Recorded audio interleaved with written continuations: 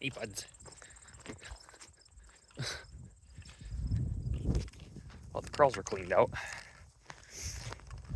Pulled manure last week, got that done. Didn't really have a whole lot to haul. I mean, we could have hauled out some more. Yeah, I could have pushed up a few more areas. They weren't bad, but couldn't quite finish over here. It's just so blasted wet here along the trees. Got most of it, but smooth that out sometime when it dries up some more and level it out. We'll freeze it at some point. Kind of in a lull with harvest right now. Just kind of waiting for the rest of the beans to get done, cured down. Should have helped last night. It got pretty cold here this morning. Yeah, we got the combine ripped apart a little bit here. Got the shaker shoe or sieve shaker off because that bearing, eccentric bearing went out. See there, we changed that bearing too in there while we were in that far. We changed that bearing. Kind of a little bit of a pain. Kind of a little bit of a pain. I think it was going to be too bad, but we had to make a bearing puller out of some metal. Get the eccentric bearing pulled out and that arm, shaker arm. And that bearing, there's not much room there.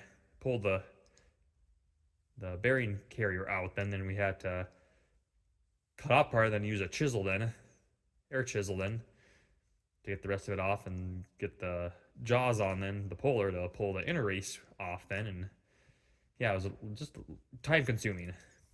Time consuming and not, you know, doing damage elsewhere where you're going to cause more headaches. Waiting on a bearing now. You just replace that bearing. Picked up what is supposed to be here maybe by, hopefully by Wednesday. For like pennies on what the dealership wants. New Holland wants over $400 for one of those bearings. Just, it's stupid. So we ended up buying two bearings for like a little over $100 for two bearings from a supplier. So it's like, as long as, if we need to get going, if they don't come or something like that, then we'll just have to buy one for $400 some dollars then. But we ordered two for the other side here too, just in case this side decides to go out, since, yeah, this side is, I mean, it still would be a pain to change this yet, but on this side at least it's a little more open. But yeah, that would be a lot easier to get to, that bushing holder. So basically the same setup on this side too. If we would have bought all four bearings from New Holland, it probably would have been, but it would have been $1,500. It's just, I mean, $400 for a bearing. It's nothing special. It's nothing special of a bearing. It's just a sealed bearing. Hi, Carly.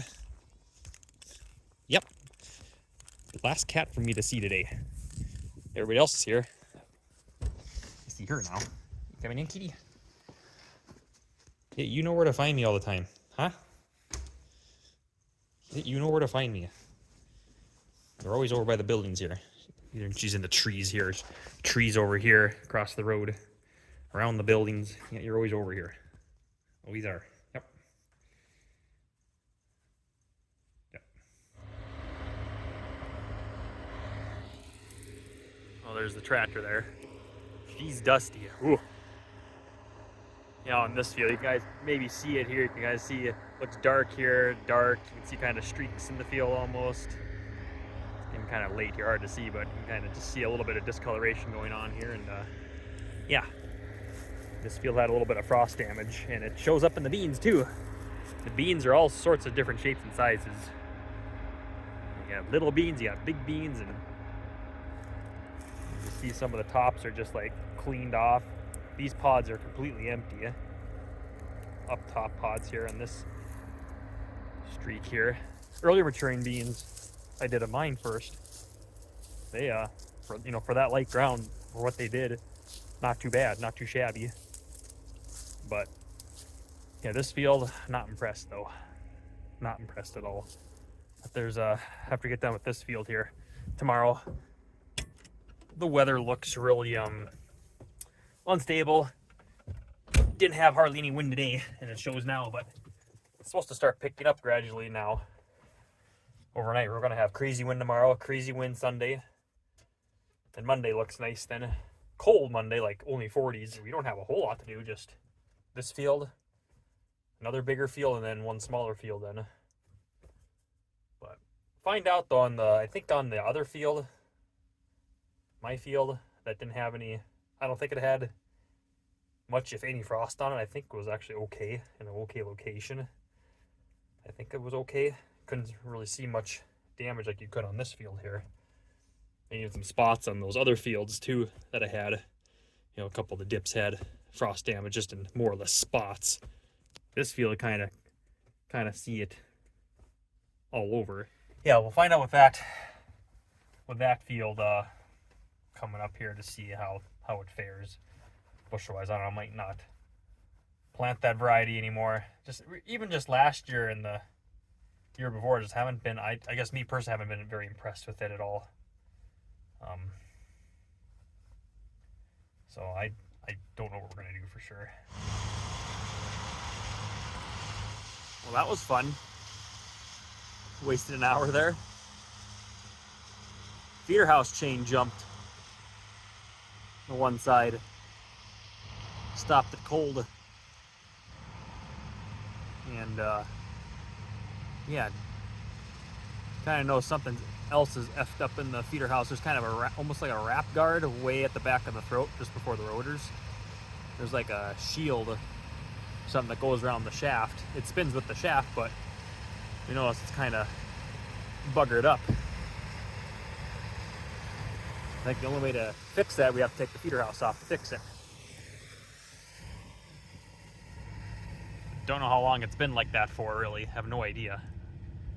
But yeah, I don't know. Hope it lasts the rest of harvest.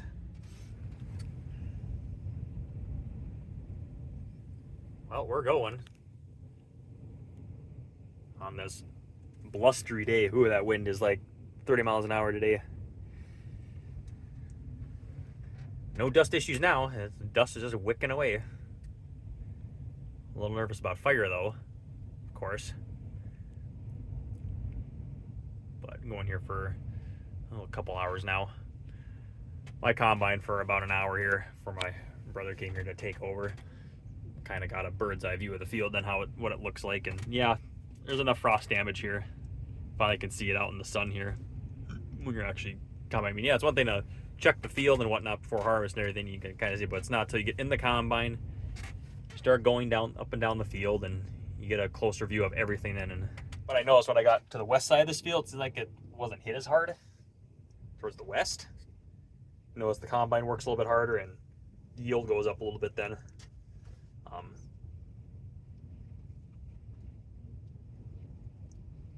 Yeah, and it seems like it's a little bit tougher going too there, so maybe that's why we're having problems last night, because we had most of the problems towards the west side of this field. So we're feeder house slugged twice, I guess, jumped the chain once. Plus, you know, now I kind of got through this. A couple places it's just spotty on this field. Some places, I don't know why. Kind of some variables that are out of our control, but you know, these beans here, variety, you know, this is the third year we've used them. And even after last year, I wasn't very impressed with them last year even. Kind of a similar situation. Put those O1s on the lighter ground last year, you know, they had decent rains last year too. Had good soybean crop off the light ground. And some of the heavier soil, it's like, it only did a little bit better. You know, it's the year sometimes too. But I don't know, this bean variety I haven't been very impressed with, I guess, the last 3 years. Just, I guess I wait till I get to the next field here and see what it kind of looks like. Same variety as it's up here. No. They're yielding good enough.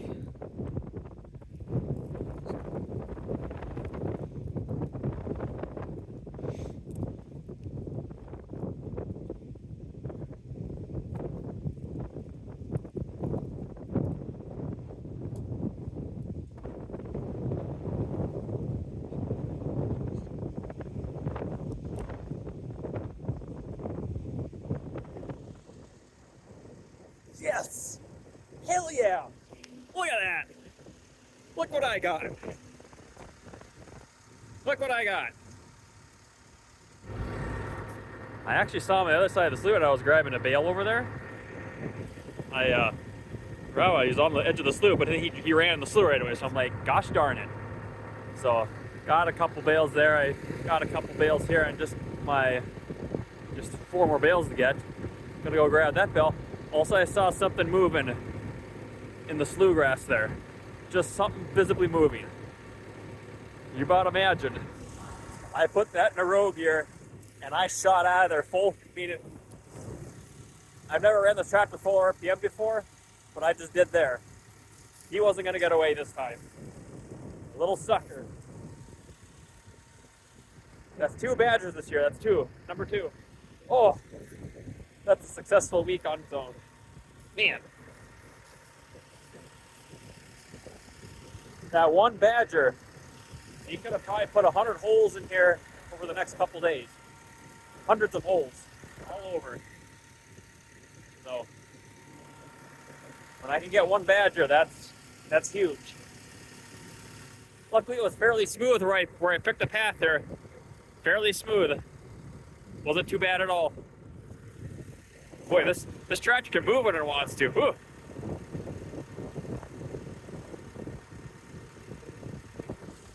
I get up to speed pretty fast. 2nd gear, get going. 4th gear, and just hammer it. Whew.